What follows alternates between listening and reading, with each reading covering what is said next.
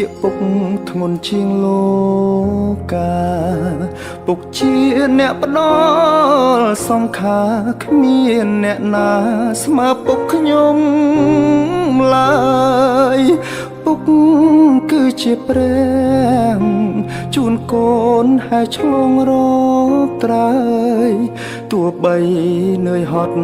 ក៏ដោយពុកនៅឆ្លើយញញឹមជា